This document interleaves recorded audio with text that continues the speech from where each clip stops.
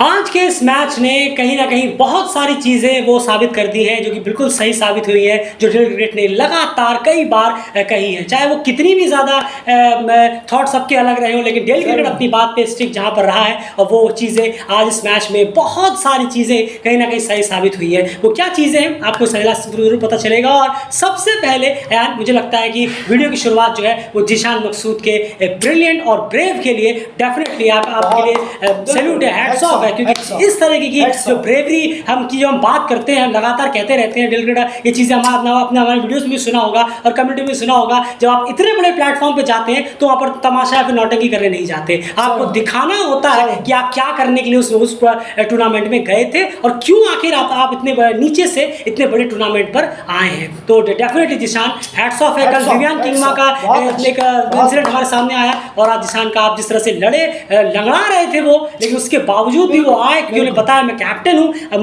मुझे जाना चाहिए जब मेरी ज़रूरत है, जहाँ तक मुझसे हो पाएगा मैं कोशिश करूँगा। और उन्होंने लास्ट तक ट्राई किया और लास्ट बॉल पर जाकर वो आउट हुआ। आपकी ब्रेवरी के लिए सबसे पहले सोचा कि अप्रिसिएशन आप इतनी शुरू होनी चाहिए। अब यहाँ पर सबसे पहले बात करते हैं पॉइंट नंबर 1 की, जो डेल क्रिकेट ने इस टूर्नामेंट को शुरू होने से पहले ही 18 से शुरू हुआ, 15-16 तारीख को एक कम्युनिटी टैब में थ्रू चीज़ कही थी, और साथ साथ में आज ही सुबह मैच शुरू होते ही मैच शुरू हुआ था, 2-3 ओवर हुए, तब भी हमने आपके सामने कहा था कि 25% जो मैच है वो फील्डिंग पे बहुत डिपेंड करता है।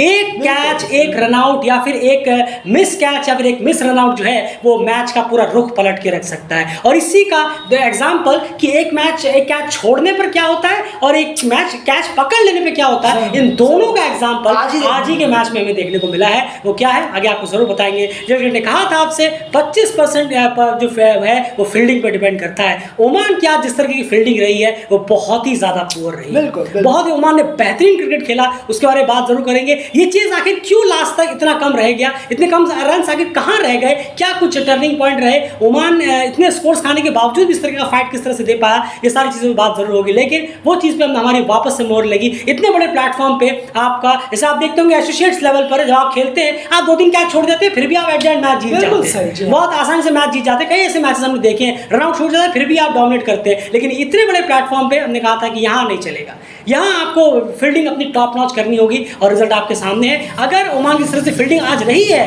कम से कम उन्होंने 20 से 25 रन एक्स्ट्रा किए हैं। अगर वहाँ पर थोड़ी सी कटौती होती, 15 से 20 रन वहाँ कम होते, तो आज आप एक हिस्टोरिकल चेज देख रहे होते एसोसिएट का जिम्बाब्वे के खिलाफ, अगर हम देखें इस मैच में। और ये सबसे बड़ी बात हो जाती है। ये तो एक पहला पॉइंट हो गया। दूसरी पॉइंट एनालिसिस की तरफ जरूर यहाँ चलेंगे। दूसरा एक और पॉइंट है, इसी फाइट की हम बात कर रहे हैं, हम इसी फाइट की बात कर रहे थे। आपको याद होगा नेपाल वर्सेस वेस्ट इंडीज जब मैच आपके हुआ था, वहां पर भी 330 के आसपास का स्कोर था, और नेपाल के बैट्समैन जब वहां चेस करने, इसी फाइट की हम बात कर रहे थे। आप लड़िए तो सही, आप फाइट तो दिखाइए। 49 में ओवर में, जब 49 में ओवर कंप्लीट हुआ तब जाकर ऐसा लगा ओ अब ओमान ऑफिशियली बाहर हो गया, वरना तब तक वो फाइट कर रहे थे। बार बार कमेंटेटर्स ये बोल रहे थे Oman are still fighting, Oman are still fighting. Zimbabwe के जो कैप्टन है, प्लेयर्स हैं, वो सब सख्ते में आ गए, वो प्लान्स बना रहे हैं। 47 ओवर में आकर रजा से बात हो रही है, इरविन बात कर रहे हैं, विलियम्स आ रहे हैं, क्राउड जो है वो अपने गाने बजाने में लगे हुए थे, वो थोड़े टेंस मूड पर आ गए। ये कर दिया ओमान। इस फाइट की हम बात कर रहे थे। कोई बात नहीं, रिजल्ट आपके फेवर में नहीं आया, क्यों नहीं आया वो भी गलती है, उसमें बात आगे जरूर होगी। ऐसा नहीं कि नहीं आया तो छोड़ दिया, बिल्कुल नहीं, लेकिन ये फाइट दिखनी चाहिए थी। इस फाइट की बात कर रहे थे। ये लड़के भी वर्ल्ड कप क्वालिफायर पहली बार खेल रहे हैं, इसमें से एक भी प्लेयर वर्ल्ड कप क्वालिफायर पहले नहीं खेला। इससे पहले ओमान 2005 में वर्ल्ड कप क्वालिफायर खेला था।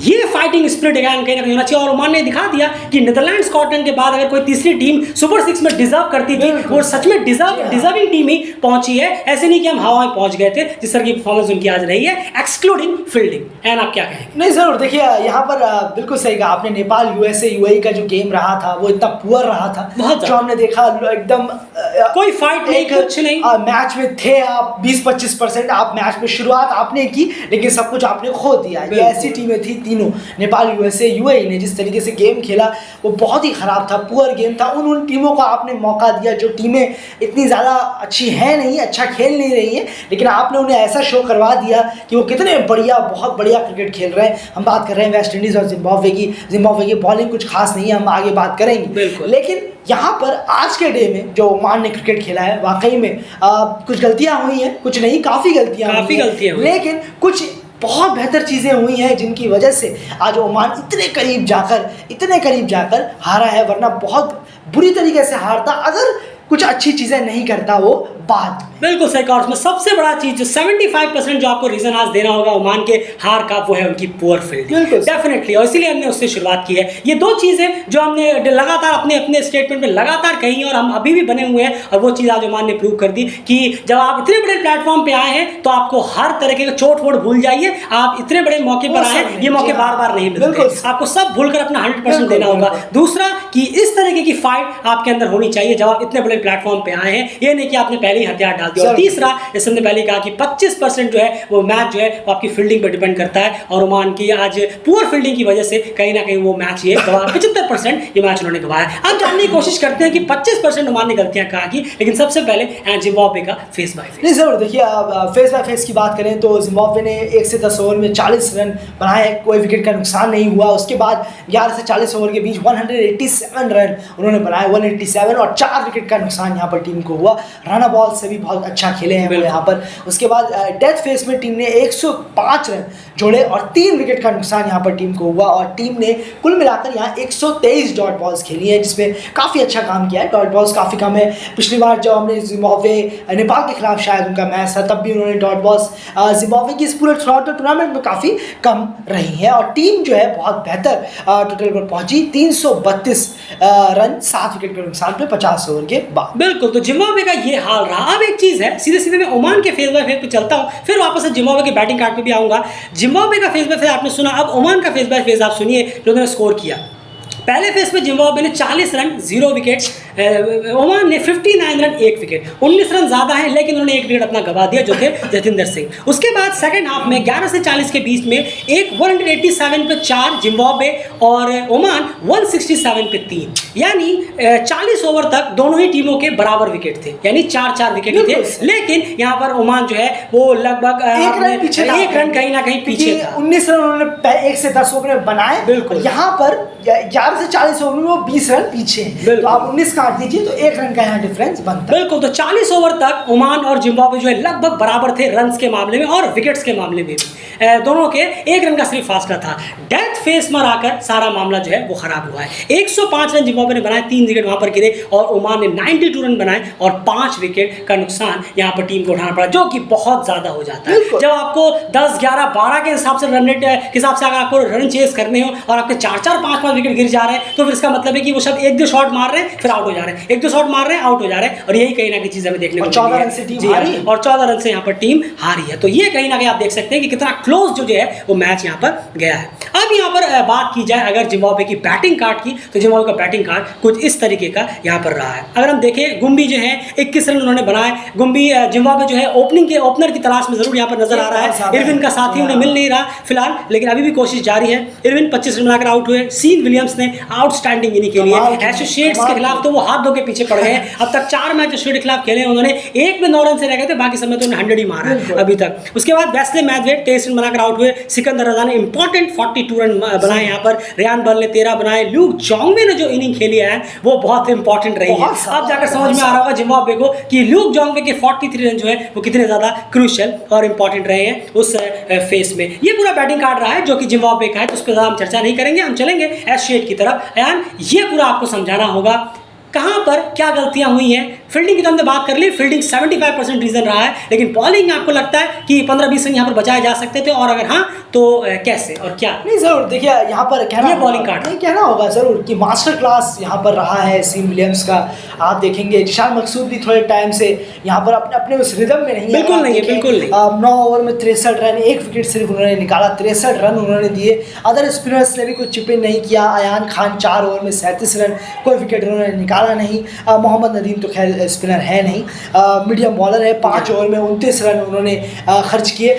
स्पिनर्स का भी यहाँ रोल होना चाहिए था। पेसर्स ने बहुत ज़्यादा लैग किया बॉलिंग। बिलाल खान को अगर आप देखेंगे 10 ओवर में 64 रन उन्होंने दे दिए, 1 विकेट उन्होंने निकाला है। बहुत ज़्यादा आगे खिला रहे हैं बिलाल खान की। जब शुरू में भी हम बॉलिंग देख रहे थे तो गुम्बी को वो ट्राई नहीं कर रहे थे कि वो आगे आकर थोड़ा खिलाएं, आगे लाने पर मजबूर। और यार एक बार खिलाया तो जिशान के पास कैच गई थी, जिशान ने छोड़ दी थी, देख लीजिए आप। वो कराई उन्होंने, लेकिन फिर उस लाइन से ही वो भटक गए। नहीं ज़रूर, ये बहुत ज़्यादा है। आप नई बॉल से कोशिश करते हैं हमेशा कि नया बॉलर है, नई बॉल है, नया बैट्समैन आया है सामने, तो मैं उसे फ्रंट फुट पे लेकर आऊँ ना, बजाय है कि अब स्लॉट एरिया में दे रहा हूँ मैं बॉलें, ड्राइव की बड़ी आसानी सी बॉलें आ रही हैं।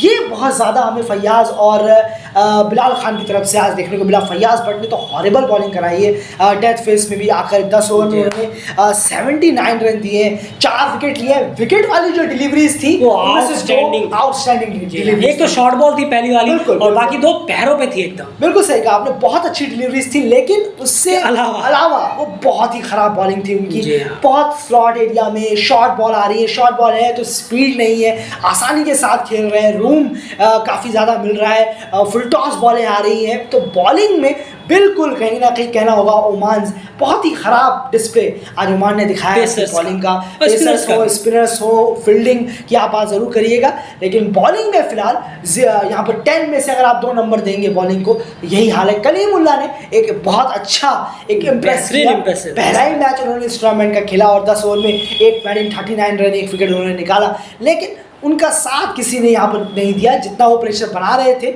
कोशिश कर रहे थे प्रेशर बनाने की, प्रेशर बना नहीं रहे थे एक्चुअली में, क्योंकि अदर जो बॉलर्स हैं वो आराम से प्रेशर रिलीज करवा। आप खुद ही देखिए 3.9 की इकॉनमी रही है कलीमुल्लाह की, वो मान के चलिए इतने रन से वो रन दे रहे थे अपने ओवर में, और अगला जो बॉलर आ रहा था वो 6.5, 7, 7.5, 10 तो 10-12 तो ये हो ही गए। तो ये चीज़ गलत है, कलीमुल्लाह का कोई सपोर्ट करता हुआ नजर नहीं आया। ये बात होगी बॉल बढ़िया, क्लियरली है कि बॉलर्स अगर थोड़े से ज़्यादा और स्टम्प टू स्टम्प लाइन जो है बॉडी के क्लोज रखने की कोशिश करते, ज़्यादा विट नहीं देते, तो डेफिनेटली यहाँ पर 15 से 20 रन वो भी बचा सकते थे, और 20 से 25 रन तो फील्डर्स जो है वो ऑलरेडी लुटा ही रहे थे। फील्डर्स ने भी बॉलर्स का बिल्कुल भी आज साथ नहीं दिया, बहुत सारे कैचेस छूटे हैं, रनआउट चांस मिस हुए हैं, सिंगल का डबल किया गया है, ओवर थ्रोज के रन चले जा रहे हैं, स्टंप के थ्रोज नहीं लग रहा है, विकेट कीपर से थ्रो नहीं लग रहा, बॉलर से थ्रो नहीं लग रहा, फील्डर से बहुत ही, जिशान मकसूद की खुद की फील्डिंग बहुत टेरेबल रही है, बहुत ही ज्यादा खराब फील्डिंग रही है। और जैसे हमने पहले भी आपसे कहा, शुरू में ये चीज हमने कह दी कि 75% जो मैच है ओमान फील्डिंग की वजह से आ रहा है, जो डेलीगेट शुरू में ही वर्ल्ड कप क्वालिफायर से पहले लगातार चीजें कहते आया। इतने बड़े प्लेटफॉर्म पे एसोसिएट्स में आप ये सब करते होंगे, फिर भी मैच जीत जाते होंगे, लेकिन इतने बड़े लेवल पर आकर ये सब कर आप मैच तो नहीं सकते। अगर जीते तो डेफिनेटली आप अपने से one of the luckiest day मानिए, तो अगर आप फिर भी जीत गए हैं तो। खैर, इसका एक और एग्जांपल कि कैच पकड़ने से क्या होता है आप बात करते हैं, फेस बाय फेस बात कर चुके हैं। एंड बैटिंग कार्ड जो है वो ओमान का क्या कहता है? नहीं ज़रूर, देखिए बैटिंग कार्ड का जो डिस्प्ले है वो वाकई में कुछ बैट्समैन का कमाल का है। अगर आप कश्यप प्रजापति को देखेंगे, 97 बॉलों में उन्होंने क्या स्ट्राइक रेट है, 3 रन बनाए, 106 की स्ट्राइक रेट, कमाल का खेले। ओपनिंग बैट्समैन इतने लंबे वक्त तक गए, लेकिन आज बैड लक था कि उनको सपोर्ट नहीं मिला जैसा एक मिलना चाहिए था, क्योंकि इस चेज में आपको एक लंबी पार्टनरशिप की ज़रूरत है। बजाय 50, 55, 60 रन की पार्टनरशिप के जमती नहीं है बात जब आप इतना लंबा टारगेट चेस करते हैं। 140 या 130 ऐसे रन की पार्टनरशिप की ज़रूरत है। अगर आप देखिए जतिंदर सिंह 2 रन, आकिब इलियास के साथ उनकी एक पार्टनरशिप हुई, अच्छी पार्टनरशिप चल रही थी। जैसा कि हमने कहा, यहाँ लंबी लंबी पार्टनरशिप चाहिए, वो 50 अबव की पार्टनरशिप से यहाँ काम नहीं बनेगा, यहाँ पर अच्छी एक लंबी पार्टनरशिप की जरूरत है। 50 अबव की आ भी रही है तो कम से कम 3-4 है, नहीं ज़रूर, बिल्कुल सही कहा, तभी हो पाएगा ज़रूर। उसके बाद 45 आकिब इलियास वहाँ आए, उन्होंने अच्छा संभाला, मिडिल ऑर्डर में थोड़ा सा, टॉप ऑर्डर में, मिडिल ऑर्डर में थोड़े रन बने। जिशान मकसूद शायद उस वक्त रहते, वो स्ट्रेच ना होता, तो शायद हमें कुछ और देखने को मिल सकता था, शायद वो और, क्योंकि जिशान मकसूद बहुत स्मार्ट प्लेयर है, बिल्कुल सही कहा, बाउंड्रीज निकाल सकते थे अगर उन्हें स्ट्रेच नहीं होता और वो बाहर नहीं जाते। ज़रूर, उन्होंने भी 37 रन किए 40 बॉलों में। अयान खान ने काफ़ी इम्प्रेस किया है इस टूर्नामेंट में, वो काफ़ी अच्छा कर भी रहे। श्रीलंका के खिलाफ भी अकेले खड़े थे, 47 रन उन्होंने किए आज 43 बॉलों में। उसके बाद लेकिन प्रेशर जो है वो शुरू से माउंट होता जा रहा था। बिल्कुल, एक चीज़ मैं यहाँ पर जोड़ना चाहूँगा यार, फिर आप कंटिन्यू करिएगा। यहाँ पर एक चीज़ है कि इस तरीके की जो चेंजेस होते हैं 320-330 जो बड़े चेंजेस होते हैं, ये करने के 2 तरीके हैं।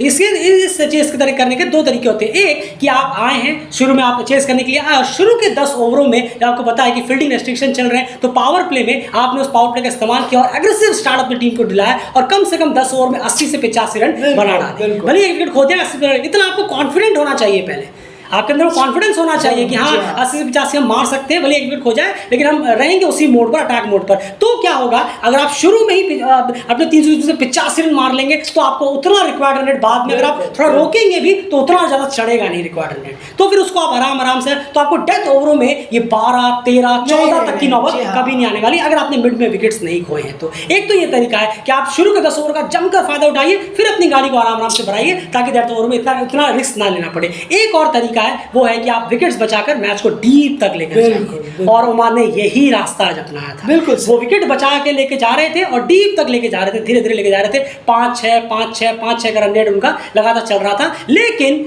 जब अब जाहिर सी बात है जो रिक्वायर्ड रन रेट है वो बढ़कर 7, 7.5, 8 हो रहा था, वो ठीक है, वो चल रहा था। लेकिन अब वक्त था, जैसे कि हमने कहा, 2 तरीके होते हैं कि आप आराम से लेकर जाएं, डीप तक लेकर जाएं, और फिर लास्ट के 10-15 ओवर में अटैक कर उस स्कोर को चेस करने की कोशिश करें। बस यही जो लास्ट के 10 के 15 ओवर में अटैक करने की बारी थी, तब एक आउटस्टैंडिंग कैच ने ओमान का जो डाउनफॉल है वो इस मैच में स्टार्ट करा दिया।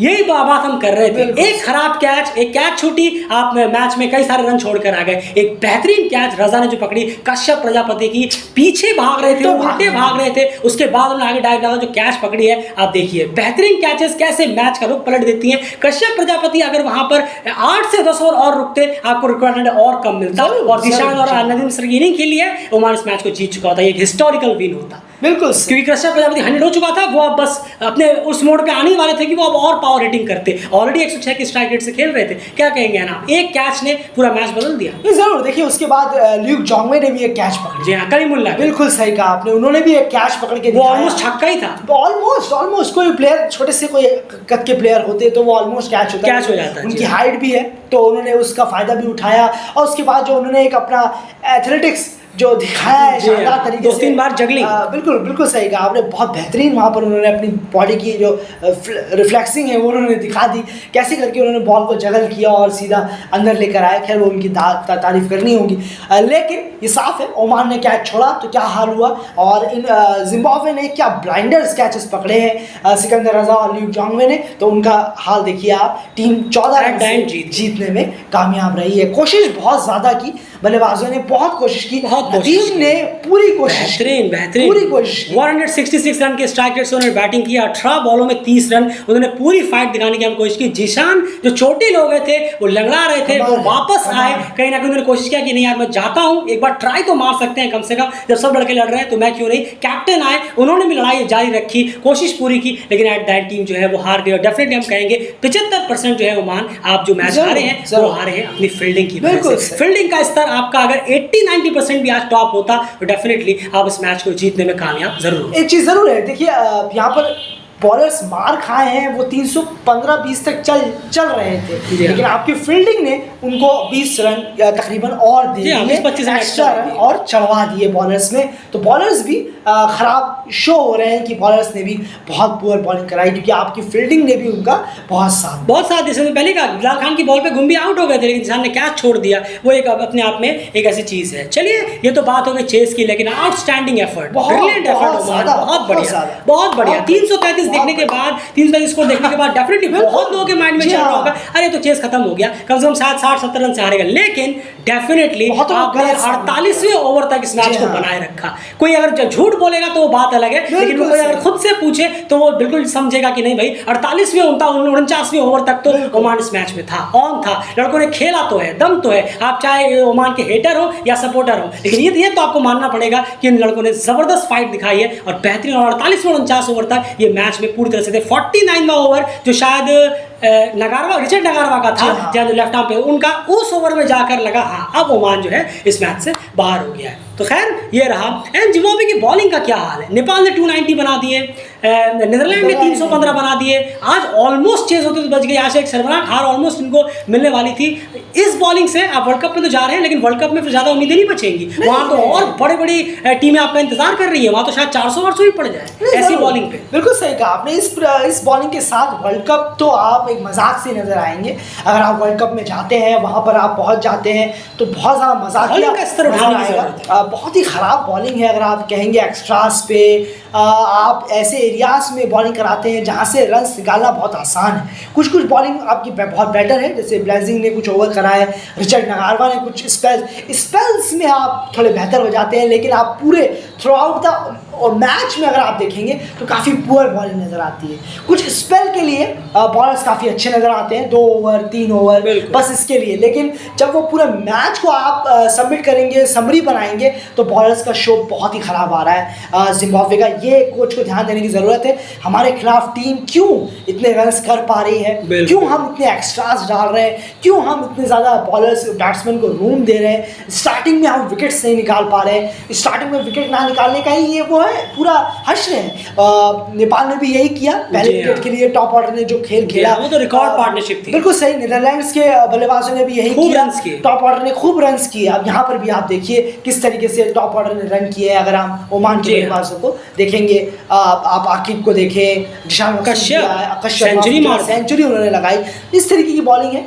शुरुआत से ही बॉलिंग में काफ़ी खराबी नज़र आती है, बस 2-3 ओवर के लिए अच्छी नज़र आती है, बजाय और कुछ। बिल्कुल। और ये बात नहीं है कि चलिए हाँ आपके खिलाफ चेज करने के लिए आए तो चेज यहाँ आसान है तो आ गए हो। ये पहली बार चेज में 300 से ऊपर गए। इससे पहले तो नेपाल ने 290 पहले बैटिंग करते हुए मारा और नीदरलैंड ने भी पहले बैटिंग करते हुए 315 मारे थे। तो ये कहीं ना कहीं अपने आप में बॉलिंग जो है वो बहुत ज़्यादा खराब रही है। तो ओवरऑल बॉलिंग के स्तर में काम करने की जरूरत है। 16 एक्स्ट्राज आपने दिए हैं, यानी 16 रन ओमान को और एक्स्ट्रा आपने दे दिए, तो ये कहीं ना कहीं बिल्कुल भी एक्सेप्टेबल यहाँ होगा नहीं। पहले कहा वर्ल्ड कप में जरूर पहुंच रहे हैं, शायद आप पहुंच जाएं, लेकिन वर्ल्ड कप में ये बॉलिंग जो है ये कहीं ना कहीं एक्सपोज होकर रह जाएगी। फिलहाल इस एनालिसिस में इतना ही। एट द एंड वापस आपसे कहना चाहेंगे, ओमान ने इतना जरूर दिखाया कि बिल्कुल सही 3 टीमें वहां पर, 3 में से 1 टीम तो डेफिनेटली बिल्कुल सही वहां पहुंची है। नीदरलैंड ने ऑलरेडी साबित कर दिया था, वेस्ट इंडीज को हराकर उन्हें साबित करने की जरूरत नहीं है। स्कॉटलैंड यहां पर और उम्मीद करेंगे कि वो कुछ और बेहतर परफॉर्मेंस दिखाए, क्योंकि श्रीलंका के खिलाफ 240 पर 240 प्लस पर ऑल आउट करने के बाद